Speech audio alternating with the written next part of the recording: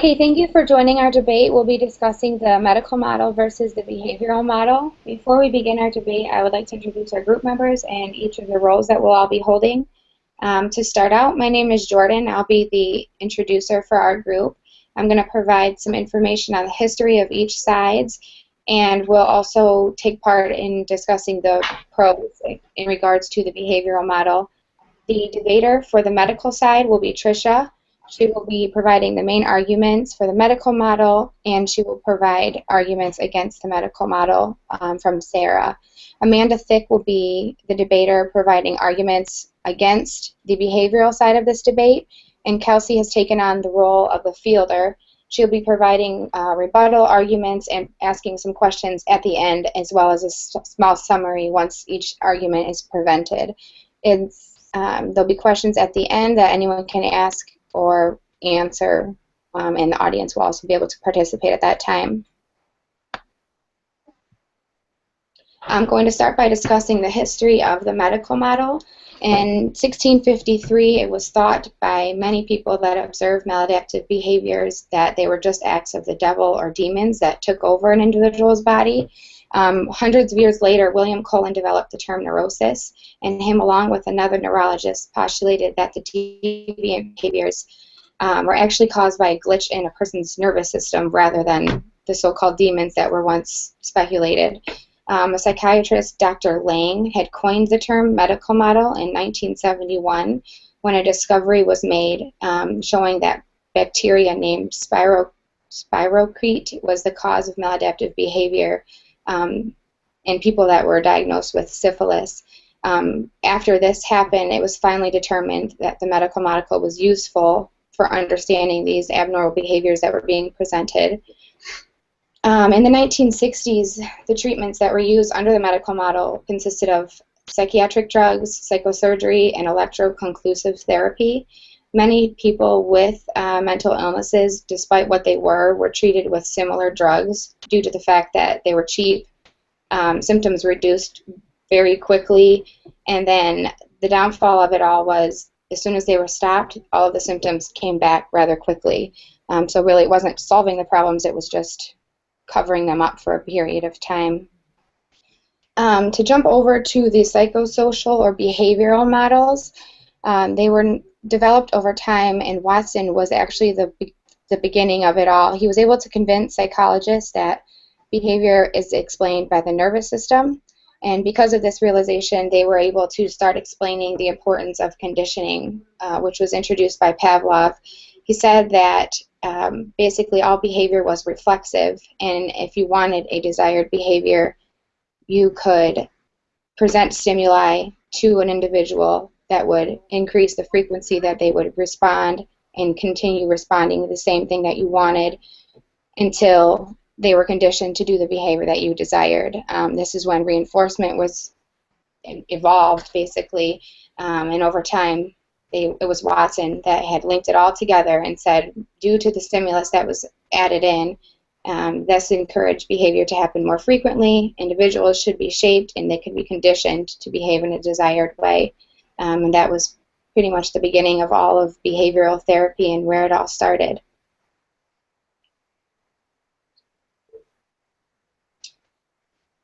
I'm going to hand that over to Mandy, who's now going to discuss the cons for the behavioral model. I need to introduce the cons.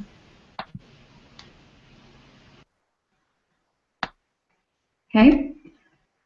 Now that Jordan has discussed, we will turn it over to Mandy, who will give the disadvantages and components of the behavioral model. Prior to their debate, there will be a brief duration of time, which we have now chosen to address that at the end for the questions that will be in reference to the material that they presented. Mandy, I will now pass it off to you to present your information in reference to the behavioral model.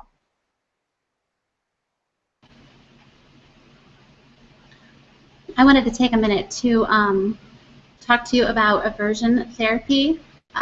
This was something that the psychologist expert Kendra, can you hear me?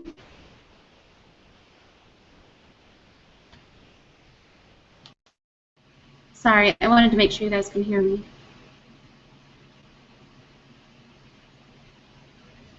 Yes, okay. Aversion therapy is a form of treatment that utilizes behavioral principles to eliminate unwanted behavior. And this is done when the unwanted stimulus, which in the study I'm going to talk about is shock therapy, is paired repeatedly with discomfort. The goal is to make the individual associate the stimulus with an uncomfortable sensation, resulting in a stopping or decrease in the frequency of the unwanted behavior. The downside of aversion therapy is that it is only effective if the client continues to practice relapse prevention after the treatment is concluded. The following study will show that this is a downside, in fact. The lack of practicing this relapse prevention has shown to result that the previous behavior will eventually, gradually return. Once out of the treatment and no longer exposed to the deterrent or the shock, like the study shows, relapse rates are very high. And again, this is due to the lack of generalization when they are receiving this therapy, where the exposure to the stimulus is without the presence of the aversive sensation when they are back in their natural environment. The major criticism that is involved is the lack of scientific evidence demonstrating its effectiveness. And there are also ethical issues with the use of the punishments in therapy, which are also a major point of concern. It can cause increased anxiety, anger, and hostility during the therapy. I had a video clip of an educational center in Massachusetts, the Judge Rotenberg Educational Center, and due to some situations that happened there in 2011, they were accused of being abusive to a student and misusing their therapy. I just wanted to explain that video since we cannot show it. It was about a young man who was, he had undesirable behaviors, and so they were shocking him several times to stop this undesirable behavior, and they ended up shocking him up to 30 times, and he still did not have a change in his behavior. And so there's currently a lawsuit going on that is trying to determine when is it ethical and when is it unethical to do this type of shock therapy. During the trial, they were asking the therapist, did he respond after 30 shocks? And he said, no, he did not. Did he respond after 29, 28, 1? Did he respond during any of those times? And he had never responded to changing his behavior. So the question they were asking is, where do you draw that line? Where is it considered an ethical form of treatment versus unethical? Because you are doing harm, and they're obviously not improving the quality of life with that form of treatment. I wanted to touch base on an article that I read. It might be a little lengthy, but I found it very interesting. It does show where this therapy is beneficial, but again, like I stated before, it's only for a short period of time. Once you get back into your natural environment, this therapy seems to diminish and they go back to their original behavior.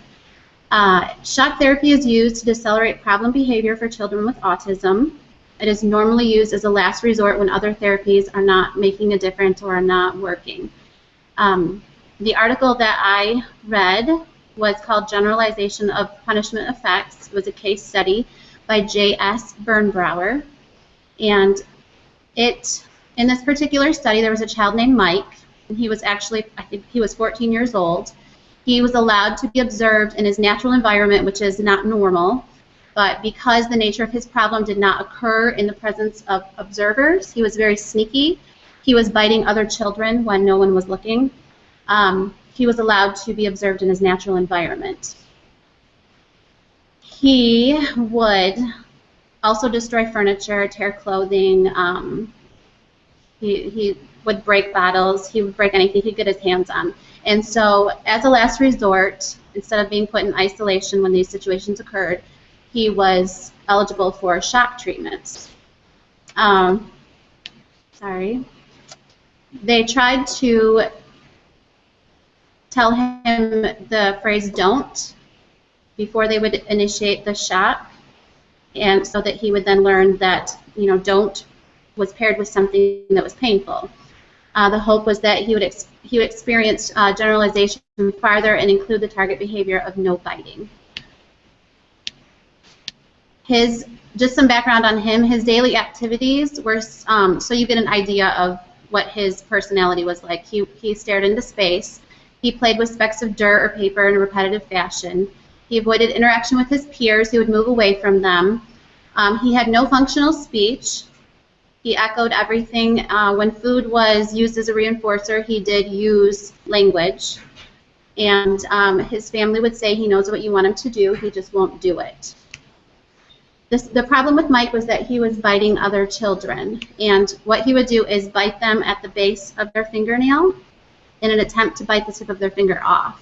There was no reason, no rhyme or reason to why he was doing it. He was not provoked to do this. There were no patterns evident of why he was doing it. He was just biting them when no one was looking to try to bite their fingers off. And as I said before, he was damaging furniture, pictures, clocks, toys, things as large as water fountains, electric sockets, and verbal attempts were not stopping this behavior. It was ineffective. And so the only thing that would stop him was physical force, which led to the shock therapy being tried out. Mike's behavior was reinforced while he would observe his victims in pain, and that was his form of reinforcement. And so he would also observe the people that were attending him having to clean up the mess that he had made, and that gave him pleasure. So they were then told that in cleaning up his mess or in dealing with him, they were to have no emotion. And he was placed in isolation after some of these behaviors happened. After several attempts of therapies failing, and he started the shock therapy, I had noted that the objective was to eliminate the biting and the destruction. The goal was to generalize to other undesired behaviors. He could, it would be preceded with the word don't, followed by a shock. The interesting thing that they found was that when they first began the shock therapy, his first initial shock, he let out a big scream, and it was very painful. The second shot, he stood motionless, not in pain, he just stood there. Later, when the shock was due, Mike ran to a corner before even receiving the shot, jumped in place, hit himself and yelled, and then became really quiet when the shock was administered. They thought they were breaking ground. However, they were not. Later in the study, they showed that generalization was not effective even when they used one experimenter to give him a verbal no or a hand slap or a shock. So he was not generalizing. Even though one experimenter was making some progress, he was not able to generalize with any other experimenters. What was concluded with this experiment is that in order for Mike to maintain the desired behavior, he was in need of shock immediately following the verbal no, and he did show a gradual decline in these unwanted behaviors, but after some time, after a 3-month period, back in his natural setting, he regressed back to his original behaviors. So overall, they did not show that there was any positive result from using shock therapy over an extended period of time. It was just a momentary, I guess, a momentary thing that helped. That was the end for my article on the shock therapy. The second article that I reviewed it's fairly quick. It was about parents not causing autism in their kids, and it was an article back from the 1940s where parents were made to feel like and blamed for the cause of autism in their children. And it said that this, for the most part, is not believed anymore today. However, it did last until about the 70s, so there are still people who are blaming parents for autism in their children. It's just a small amount of people, but there's still a little bit of that doubt that pulls at the heartstrings of some of the parents that have children with autism, as they feel they're looked down upon. This all began in the era of psychoanalysis, when relationships were closely looked at and to explain the disability and mental illness. This is when autism was identified. It was considered autistic withdrawal and thought to be an emotional and relational problem. Mothers with children with autism were considered to be cold and detached. Their parenting was had no warmth or support. They felt that these parents led these children to extreme withdrawal from the social world. Unfortunately, instead of focusing on the children, the mothers were the center of the attention, and they then submitted to psychoanalysis because it was then popular. They were asked to search their own psyches for shortcomings by the therapist. The mothers were investigated, not what was going on with their children. They were known as what is called a refrigerator mother, and that's they said that these women, especially educated women, were told they were cold, aloof, withholding of their love, all of which were damaging their own children. What was really going on, though, was that the general public did not understand autism, and this still, I think, happens today, unfortunately. Nor did they understand that the toll that it took on the families having children with autism. The general public doesn't understand how hard it is emotionally on mothers who struggle to raise their autistic children into adulthood, even, because it doesn't just end when, the educational career ends. There were a few short stories. There was a video that I wanted to show about some mothers that were speaking about this this time period when this was going on. But since I don't have the video, I'll just share a few of the experience that the mothers shared. One mother recalled watching her happy son with a smiling face as he was a child, and it faded into a very indifferent child over the years with no reason. She was looked down upon as if she had done something wrong. There was a young black mother who was told her child could not possibly be autistic because she was not white, and presumed that she was not educated. And these women recalled the devastating treatment they were given by school workers, medical care providers, even social workers, and worst of all, their friends. Some were told to blame their own parents for not raising them in a warm environment, which made them ill-prepared for parenthood, therefore producing autistic children. One mother was called psychotic by her own peers. One mother said she wanted to attempt to kill herself, but could not because she would be leaving her child without proper care. Very sad. Research and history tells us that these mothers were the center of attention rather than trying to figure out what was going on within their own child.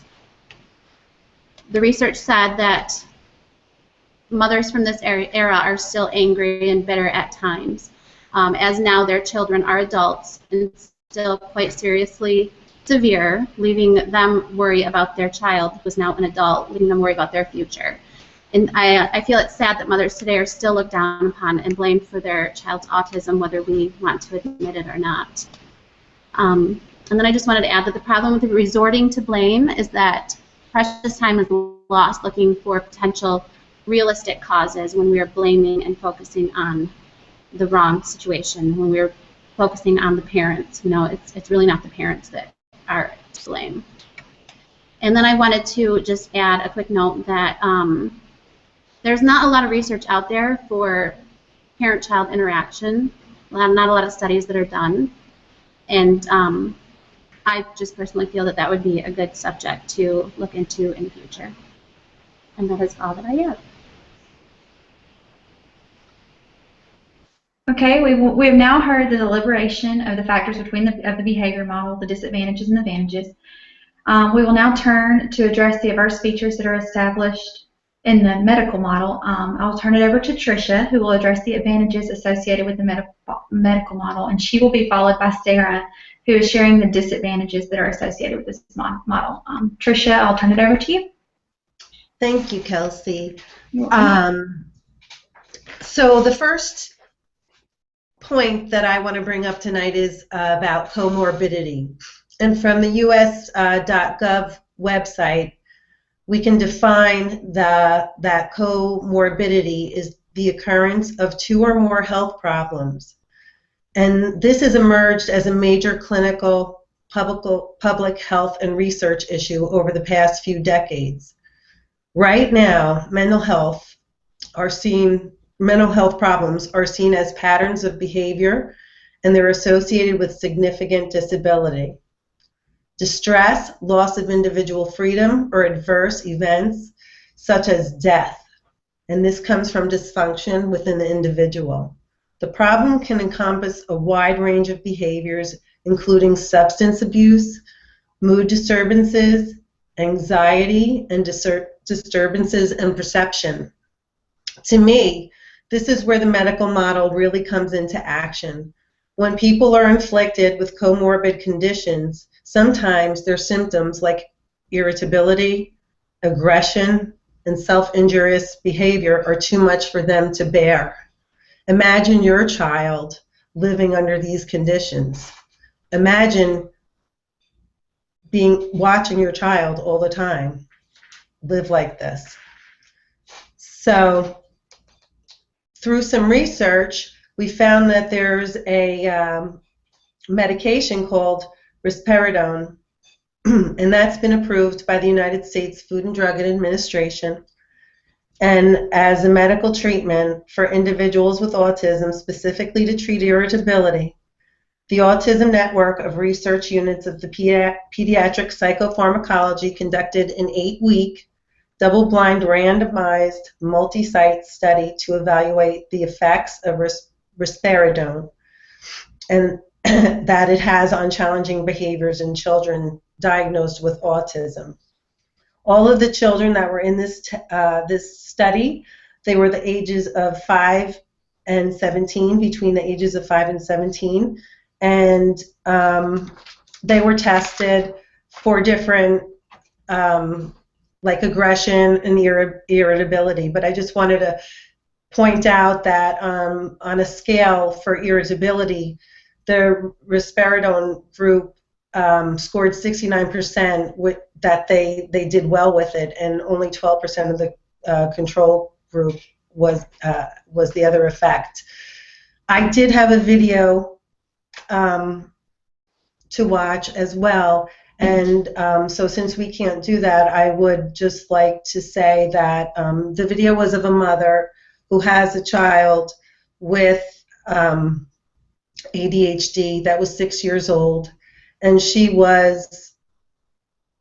tried all kinds of therapies for her son, ABA and psychotherapy, and the only answer for her was for him to take this risperidone, and she claimed what a major difference that made in her and her son's life.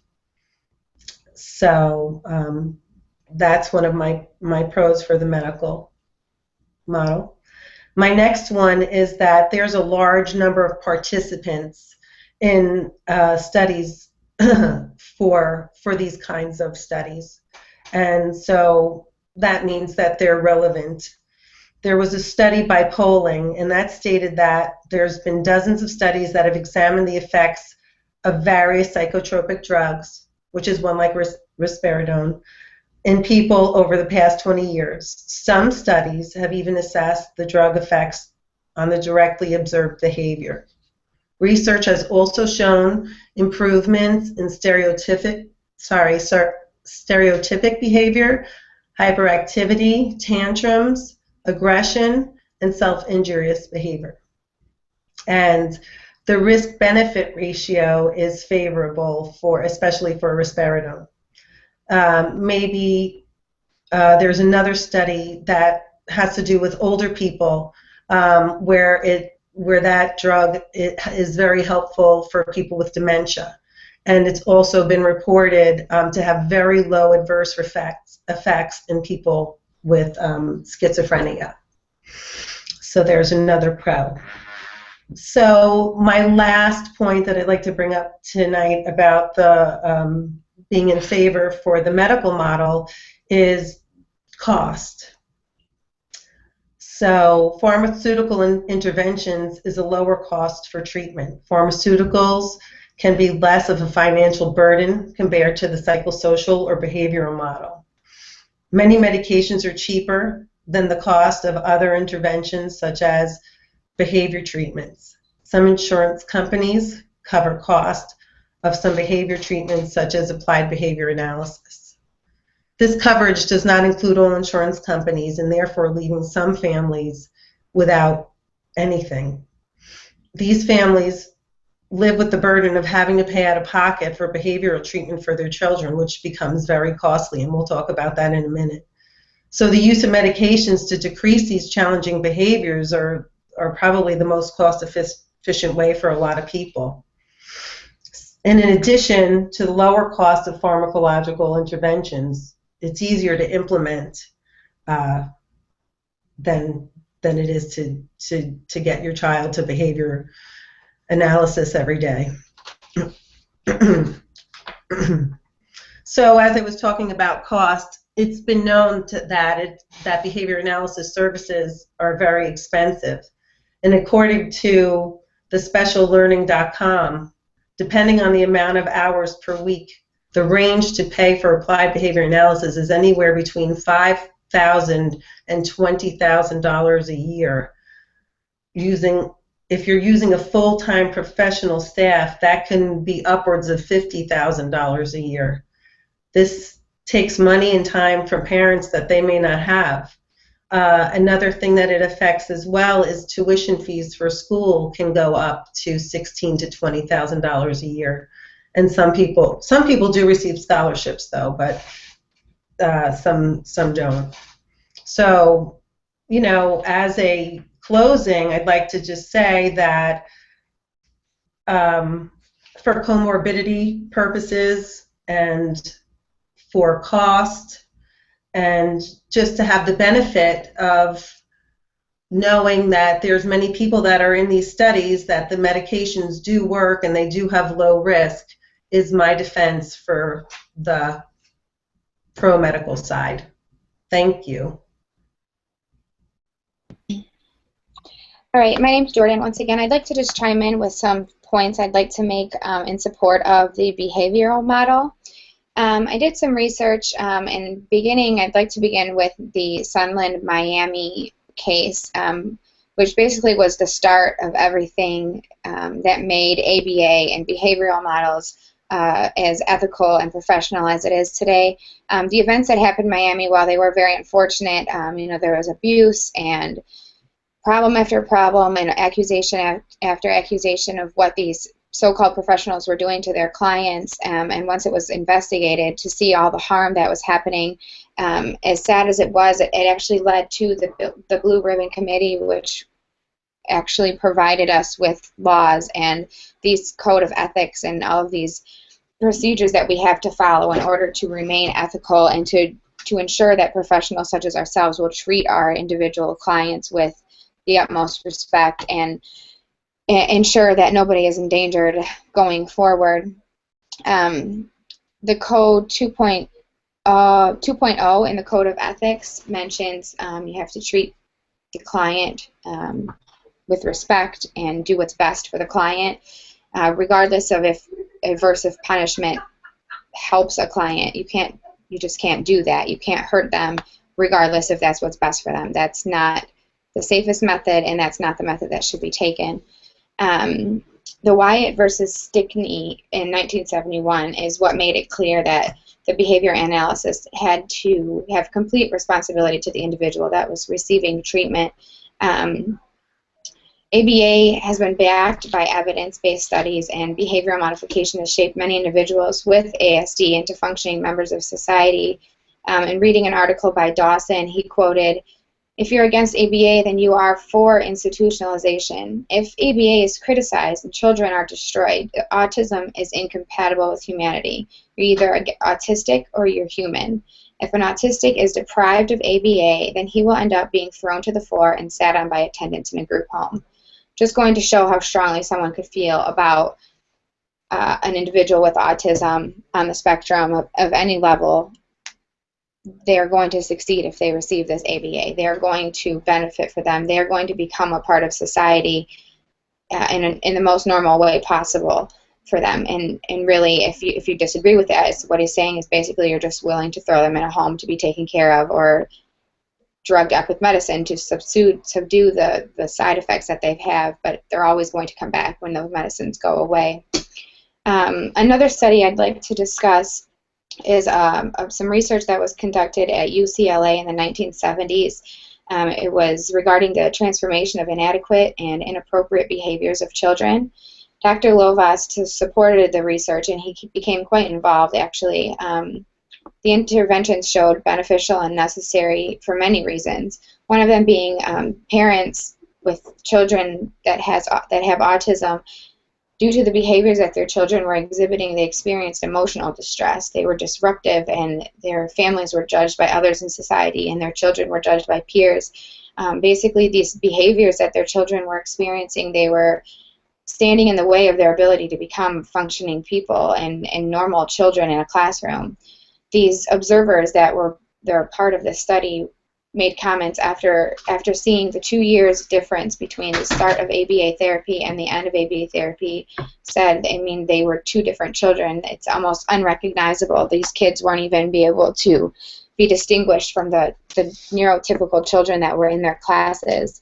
That just goes to show that, you know, the great extent of change that you'll see from going through these behavioral modifications. It's just outstanding. The last study, this is just a brief study that I found was pretty interesting. It was actually done to the parents of children with autism.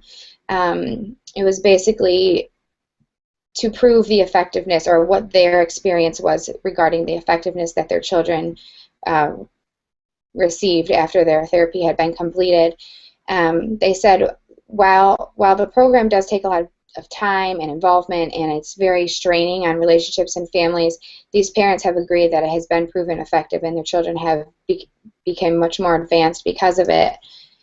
There was a table that I also was going to share that we had some issues being able to get that up, but basically there were many different target behaviors, such as social behavior or academic behavior or functioning behaviors, that the parents numbered or rated on a scale of 1 to 5, 5 being most effective and 1 being least effective. 99% of those were either 5s or 4s, saying that they were very effective. A quote that I'd like to share from one of the parents in the study that is a pretty good summary just to support my standpoint on this factor. She said, "We became more convinced of the value of ABA as time progressed. The more we see our child improve, the more hope we have for the future, and for that we have to thank ABA." So overall, you can see parents that are involved with these children day in and day out are even involved in these studies to prove the effectiveness, to get the word out of how beneficial these behavior modifications and these behavioral therapies can be for children that are at this disadvantage. And that's all I've got for that.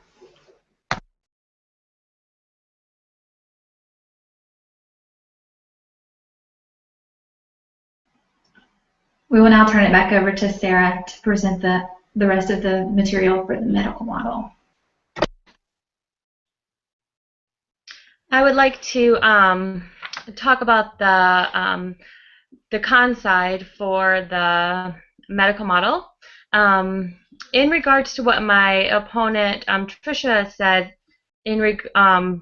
for her points, one of her points was saying that the medication can treat the comorbidity symptoms. I would like to state that there are many adverse side effects that occur when this happens. A study done by Ghanizadeh and Kianpour in 2008, and Scahill, Koenig, Carroll, and Pakal in 2007, they found that risperidone, which was mentioned by Tricia, can produce adverse side effects. Some of those adverse side effects include a possible weight gain, there's some sedation, tremors, and rigidity. These are effects that can cause additional problems. Another study by Grenier in 1958, he discussed the importance of protecting vulnerable people from harm. Individuals with severe disabilities, they might not be able to share when they're experiencing adverse side effects. So there definitely would be at a disadvantage there, and we could be causing more harm to the individual than good, especially if this person can't speak up. There was a video that I had of an adult a young adult male that had autism, and he spoke about not giving medications to individuals with autism because of that fact that of the adverse side effects, and he had experienced those as well. Having the medications treat the comorbidity isn't really treating the core symptoms of autism either, or attempting to find out what the function of the behavior is. And one of the main core ethical principles is to do no harm. The second counterpoint that I would like to bring up is in regard to the research that was stated. The research on the medical model is very limited. The research that has been done, it lacks good experimental control and reliable measures. Studies that have been done haven't been studied in the long term to address side effects of the medication long term. One of the ethical codes for the BACB is the treatment efficacy, that we would recommend scientifically supported, most effective treatment procedures, and also that the clients have the right to effective treatment based on the literature. And without a lot of the literature, the medical model does not support that. Let's see. In regards to the counterpoint, the third point about the cost of the medications being cheaper than the behavioral interventions, in this fact, you run the risk of medications being overused. And so if one medication doesn't solve the problem, it's very possible that another medication may be added and another medication may be added until there's lots of medications being given trying to subdue and get rid of these challenging behaviors. Also with them being overused, there's a possibility of, if it's easily accessible to get medication, then it also could be easily to over-medicate individuals as well.